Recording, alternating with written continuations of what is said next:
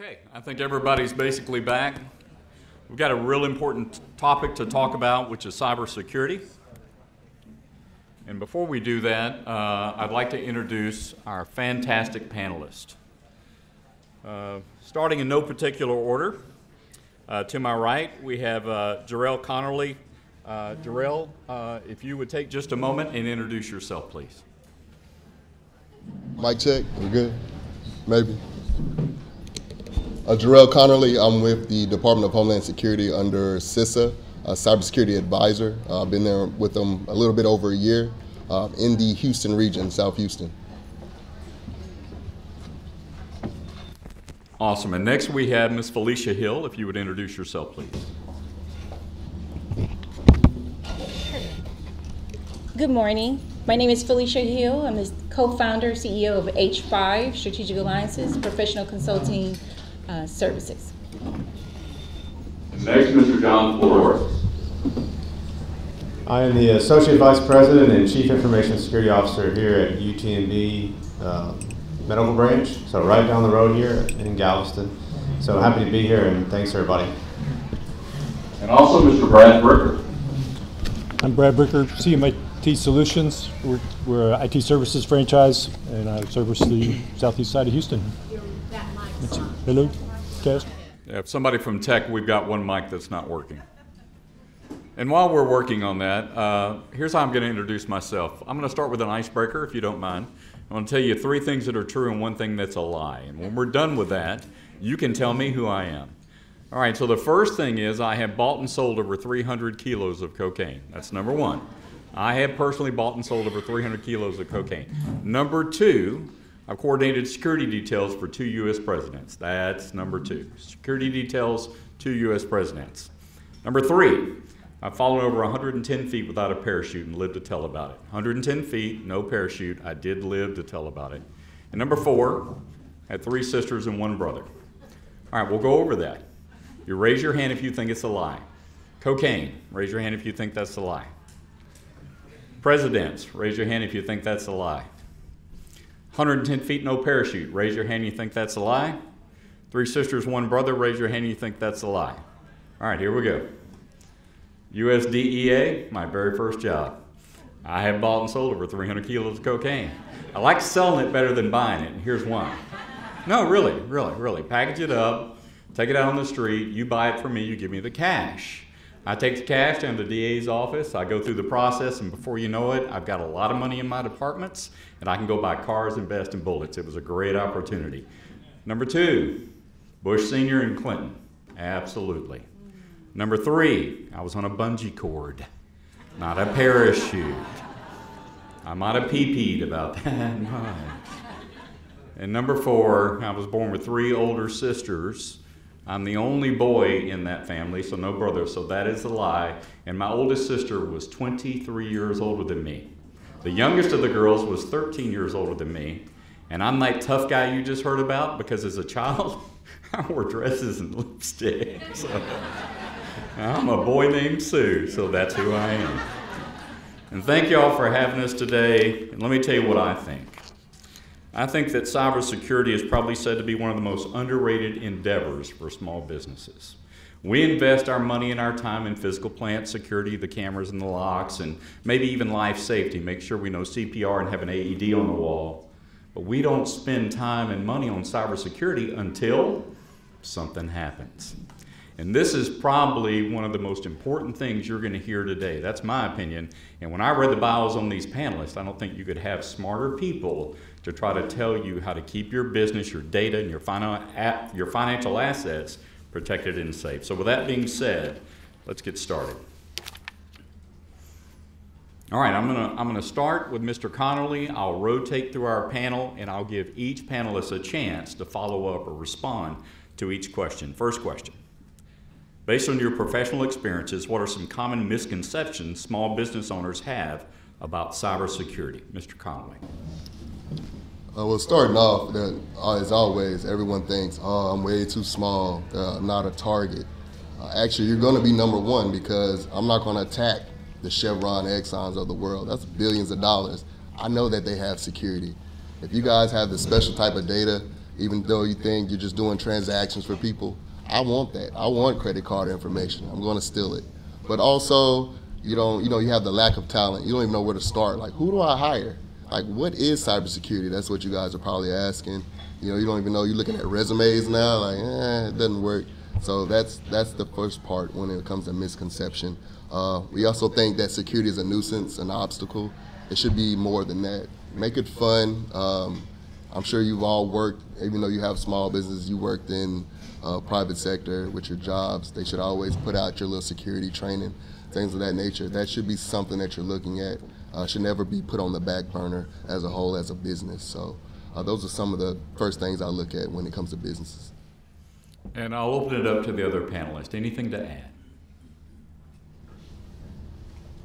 Yeah, what I would say is that small businesses think that they don't have the resources, whether that be financial resources or expertise, technical resources, to be able to secure their business, and that's absolutely not true. We all have the internet, and we all can go out there and kind of do our own investigation. As soon as we have any kind of health issue working at UTMB, I'm always my first doctor. So as soon as something pops up, I start Googling WebMD stuff and seeing what's wrong with me, and usually it's probably just my mind racing and not wanting to calm down. But I feel like it's the same thing with small businesses. There are resources out there through the small business associations, through partners like CISA and DHS that will give you resources, the National Cybersecurity Alliance as well, that will give you resources so you don't have to go out and get training or pay for training. They have training already there for your employees. It's really a matter of setting a culture at the top and then having your employees see, like Jerrel said, not information security as a barrier, but as an asset.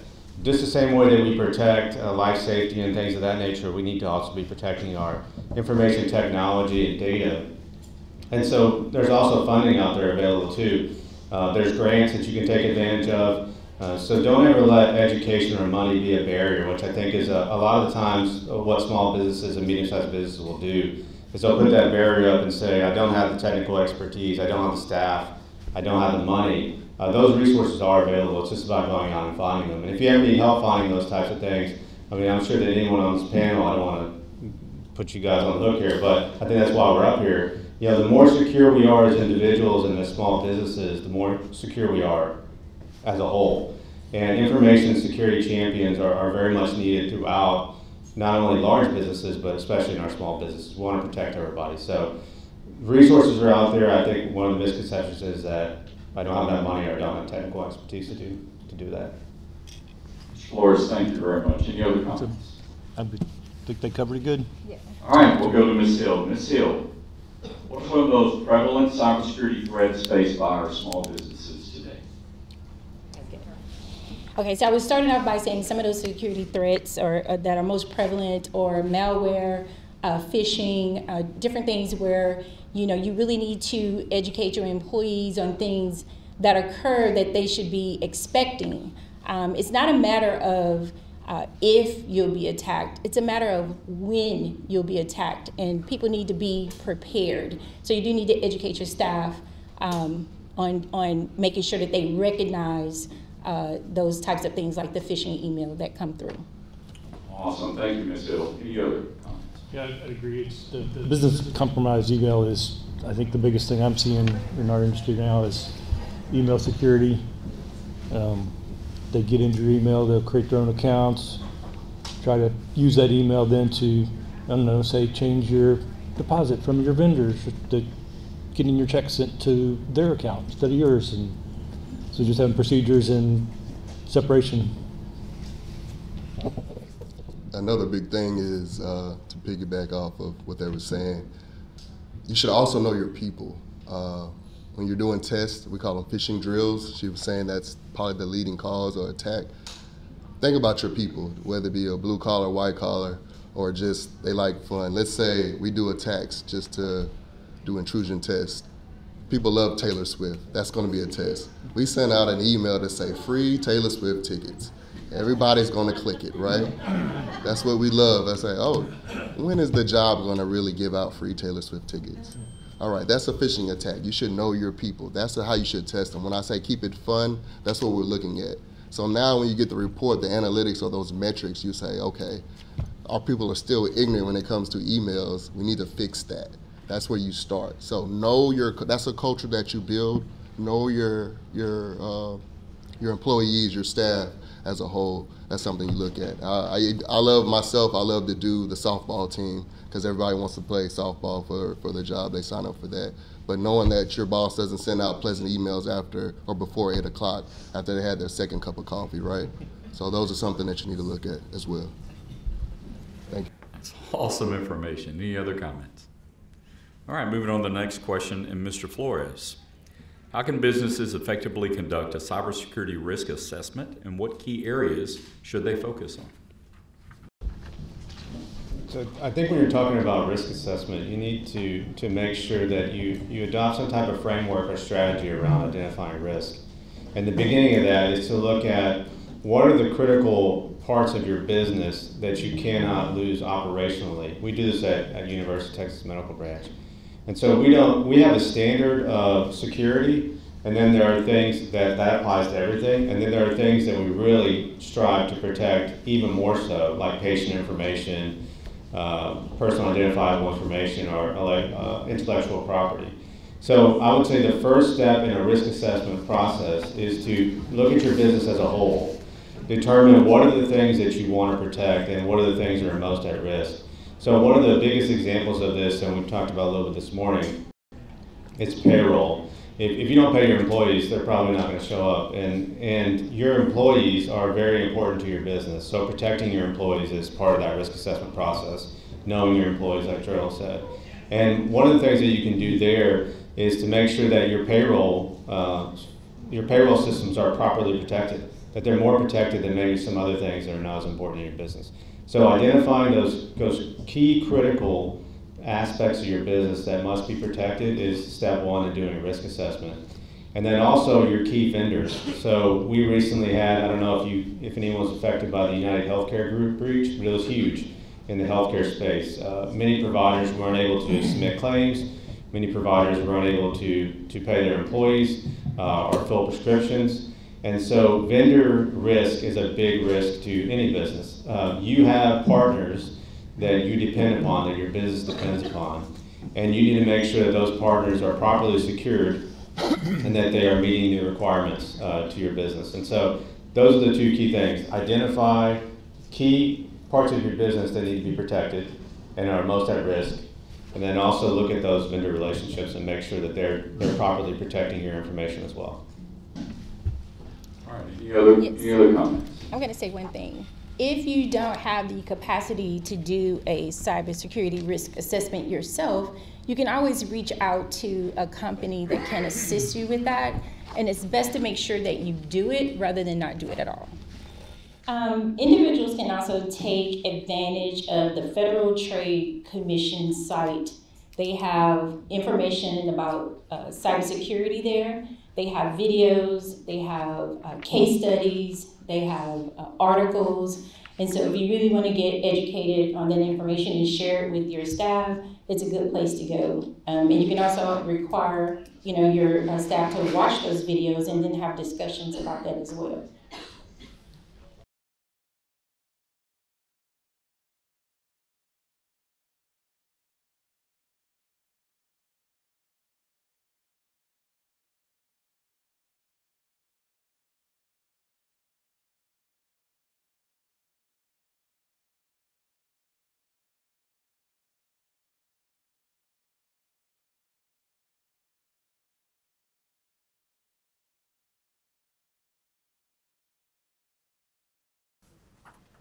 You want to apply the top-down approach. You want leadership buy-in.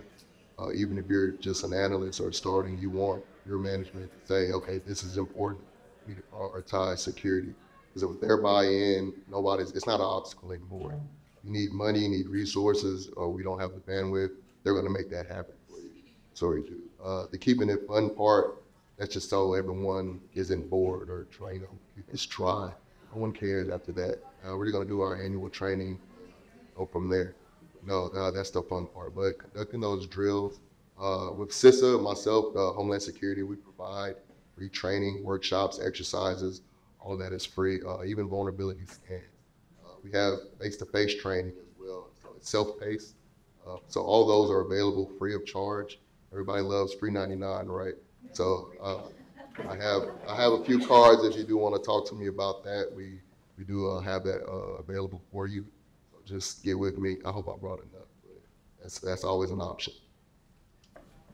I just wanted to add to what he was saying about engaging your staff to help create that cybersecurity culture. Because with a small business, it's everybody's business to be aware of cybersecurity threats. And ways to do that would be, even in your staff meetings, you can involve other people by having them research a particular tip and then sharing it out during that staff meeting. Maybe that's something you can do once a month, along with the phishing attempts that you try to sweep people in by Taylor Swift and so on. Just make sure you're talking about it consistently so that people think about it all the time. Because just that one time, that employee can make a mistake for something that they overlook. And just making sure you educate them is just so important. I would say these are great points. It really is about the top-down approach is so important because we have to make sure that the top sets the priority, that information security is important, right? Just like payroll is important, just like these other aspects of our business are important. But really, the culture of security starts to really become powerful when it goes down to every level of your organization. So if you can imagine, University of Texas Medical Branch is a very large organization. We have thousands and thousands of users, hundreds and maybe even thousands of vendors associated. We're under constant attack. We have alerts going off all the time. We have a 24/7 security operations center. And what I've challenged our leadership to do and what they've done is to set that culture at the top, and then we push that culture down to every level of the organization. And once it becomes ingrained in everybody that cybersecurity is not only a threat, but is very important to the institutional organization, your people go from being a liability to an asset. Because if they're not informed, they are a liability. They do fall for things like Taylor Swift tickets, or they get very excited. One thing that we run into quite often is gift card scams. So we will have people who will be their director or someone high level in the organization will text from an unknown number to a person in our organization and say, I need you to go buy some gift cards. And people will actually go out and buy them. And it's because they want to be helpful, right? And then they're out hundreds of dollars in gift cards, and the threat actors made away with that. Or we had payroll scams that do that as well. So I would say set it at the top and then try to push it down into your organization. And then your people become assets and not liabilities, and that's where you really start to see cybersecurity posture improve. Yeah, I agree. Mr. Flores, while you have the mic, hold on to that mic for a second. Let's talk about some legal and regulatory compliance. Help our attendees today understand how they can ensure that they remain compliant with cybersecurity regulations. What are some of those regulations, and what resources might be available to help them? So NIST puts out a lot of good stuff. I wouldn't recommend everyone go out and read all the cybersecurity frameworks that NIST puts out. They're not terribly interesting unless you're really into cybersecurity, but they are important, and there's a lot of guidelines out there that can kind of give you the gist of it.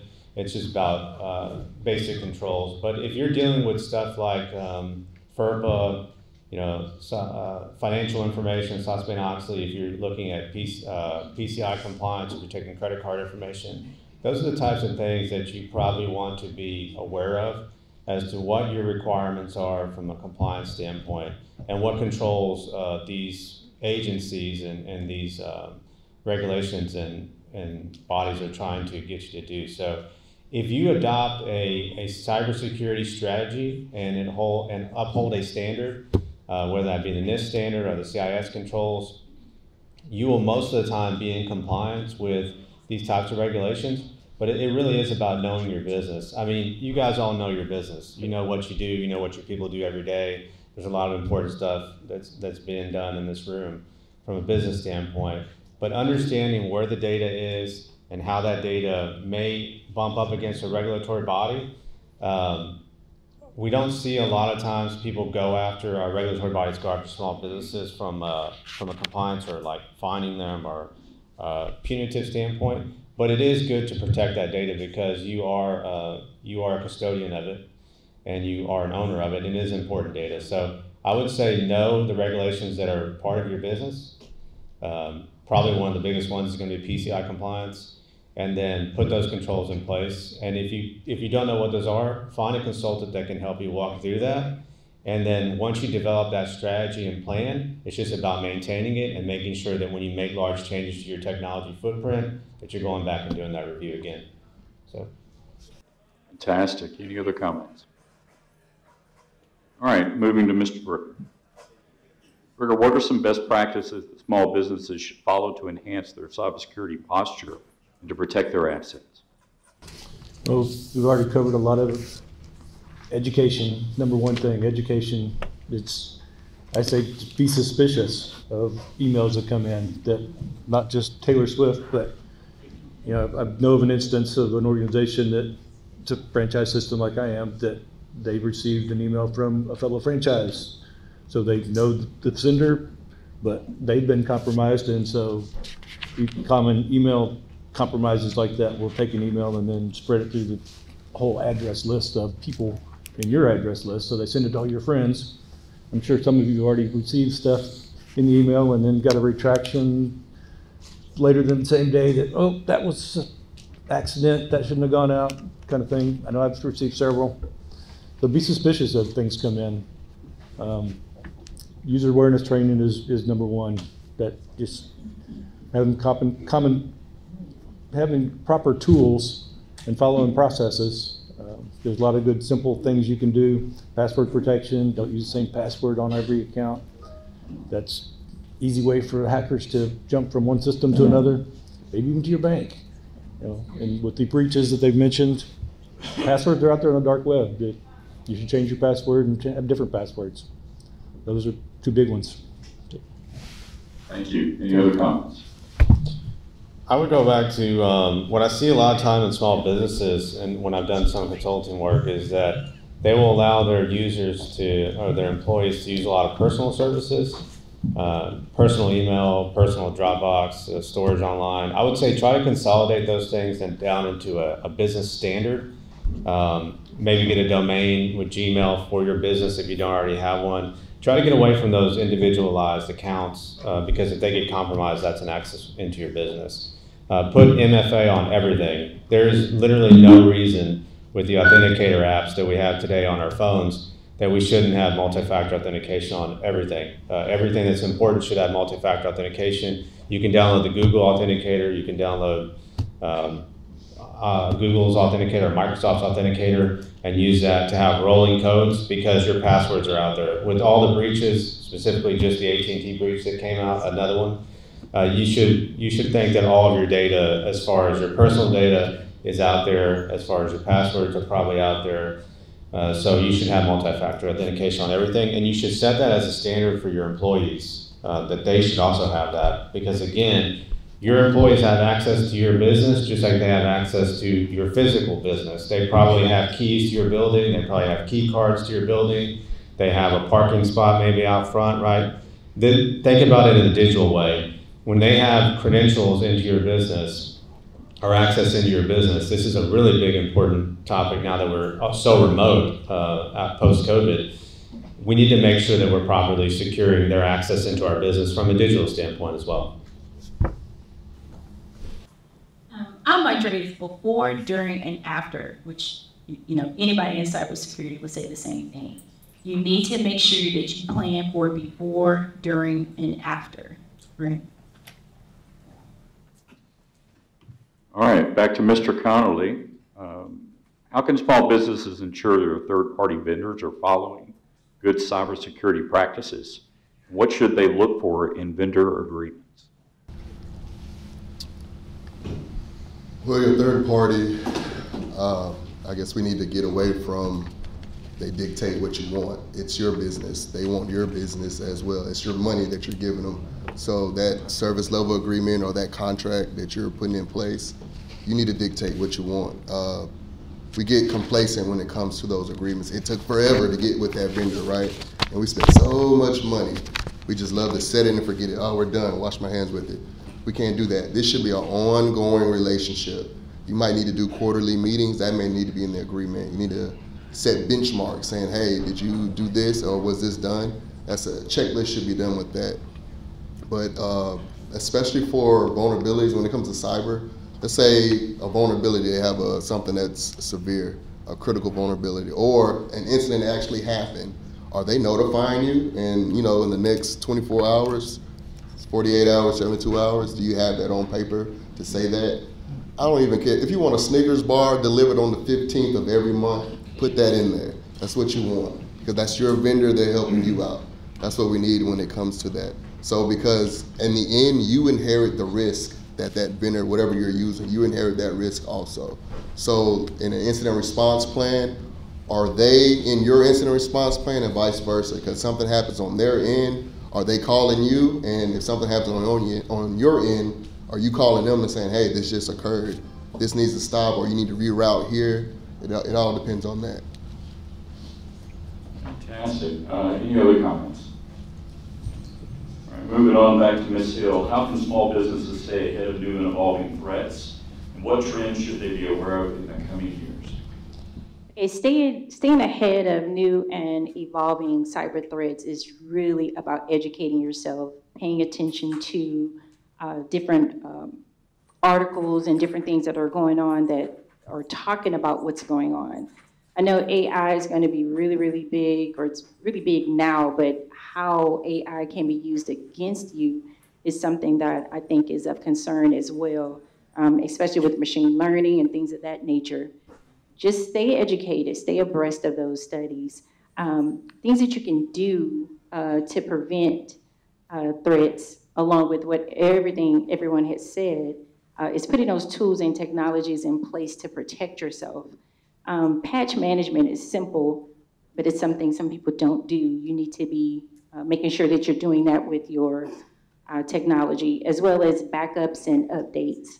Again, before, during, and after, think about those things. Think about protection, detection, and then recovery. Identifying protection, detection, and recovery. So just making sure that when you put your incident response plan together, anything that has happened or could potentially occur, that you include that in your plan and keep that plan evolving, because as things happen, you need to update that plan. Awesome. Any other comments? I agree with her on AI is one of the big concerns. Now they can emulate your voice, call and say, I'm you, but you're not. So it's having the two-factor authentication, multi-factor authentication, even on that kind of a transaction where you're calling and saying, hey, can you reset my password? Or is it really you? Or am I resetting it for a hacker? So the tools we're putting in place to assure that we know who we're talking to when we make critical decisions and access of data, giving people permission to people's data, that kind of thing, that you have those tools in place, procedures in place to make sure that the person has authority to grant permissions to people to give data, access to data. We've got points questions from while you were talking.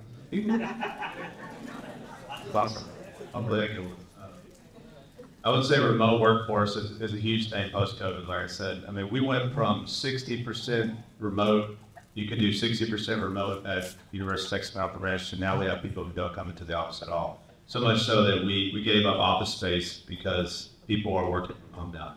So again, making sure that they do that securely. You have a VPN technology, they're not using their personal resources to access your network, and we're not giving easy avenues for threat actors to enter our environments and take advantage of us. So work remote securely. We want to work remotely. I think everyone agrees that it's a good move industry-wide, but we also need to make sure that we do it securely. So that is a challenge that we face at every level of size of organization. We face it at UTMB, and I'm sure you guys face it as well. Flores, hold the mic. So we've learned a lot of good information. So I'm gonna ask you to step out of the box just a little bit and maybe change the names to protect the innocent. Can you share some stories of small businesses that have dealt with cybersecurity threats and what lessons can be learned from those experiences? Sure. I don't know if you would call it a small business, but but I think it will work for the scenario. If you look at the MGM breach that happened, right? This was not a very sophisticated attack. If you can go over, you can read on it, but basically what happened is that the threat actors called into the service desk, and they were able to social engineer access into their network. And then from there, they took advantage of some vulnerabilities that had not been patched. And they were able to bring down MGM. Most of the response to MGM, and the reason that they didn't have some of the stuff like the gaming and all that available, was because MGM started to take down systems internally so that they would not, so that it wouldn't spread, right? And so they made a benefit analysis and said, people are still here drinking, they're still are eating, they're not gambling, we're still making money. We can shut everything down as a protection mechanism to stop it from spreading in our business. But really, what happened was a failure of education and training and procedures for the service desk people that took the call, okay? So again, the two barriers here and what threat actors take advantage of are education, resources, and money, okay? And I think those resources are out there for small businesses. So you can find technical resources if you don't have them today, and then that's going to give you a lot of advantage. It's going to help your people not be susceptible to some of the things that small businesses are facing. The more you educate, it really is, at the end of the day, about education. The more you educate your employees, the better protected they're going to be, the better protected your business is going to be. And so, although it's not a small business, I think that education would have went a long way to stopping a breach like that. And just finding resources that work for you, they're out there. You just got to go look for them. And again, if you need any help find those, let me know. But I would say that education is the biggest thing for protection. It really is. I think a lot of the times when we look at information security, we think about the technology, and the technology is very important. And it does fit in an information security strategy. But training and awareness is definitely where I think there's a lot of resources available and where a small business can really improve their security posture. Awesome. Any other comments? All right, this is our last question for the panel today, and I'm going to ask it to each of you. So if each of you could think for just a moment and provide to our attendees today, what is your #1 recommendation or tip or advice that you can give them today to be better prepared for cybersecurity threats? We'll start with Mr. Conerly. Other than calling me, I would say it's a marathon, not a sprint. Take your time. Tell everybody 1 is better than 0. If you need help, I'm here to help you assist with that. We can take our time. It's not going to happen overnight. Nothing is 100%. So it's a marathon, not a sprint. We can help. Just call me, ping me, shoot me an email. I'm here. Awesome. Ms. Hill. Yes. What I would say is don't be underprepared or overconfident.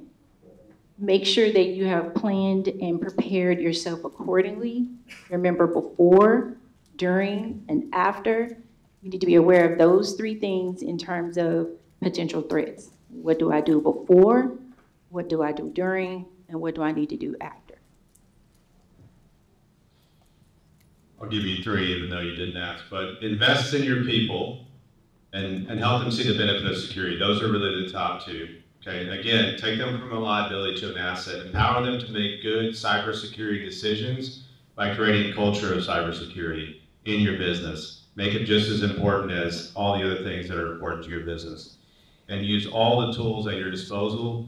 We talked a little bit about some of them, grants, funding, the resources that are out there available through the National Cybersecurity Alliance, through CISA and DHS, through Federal Trade Commission. Take advantage of those resources. They are out there. We are very aware that small businesses struggle finding technical resources. They're made available through these types of organizations, so take advantage of those. I guess, yeah, #1, we've already talked about over and over, education. But you need to take action. There's free resources if you want to take on the task and do it all yourself. There's lots of resources available to do that, to tackle a plan, and lots of templates, lots of resources to put in good security practices in your business. If you need help, then there's companies like mine, like Phylicia does that can help you. How much you want, how much work you want to do, how much work you want to outsource, but take action. So if you're small and don't have lots of time to work on it, do it. I know I'm happy to consult and just to give you an oversight, just to overview what you're doing, if you're on the right track. I like to see people be successful and not to get the bad guys to win. So I want to see you guys win in your businesses. So yeah, please do something. Thank you. All right, this concludes our panel. I'm sure these experts are going to stay around so you can engage and ask them additional questions during our next networking break. At this time, let's please give these distinguished experts a round of applause.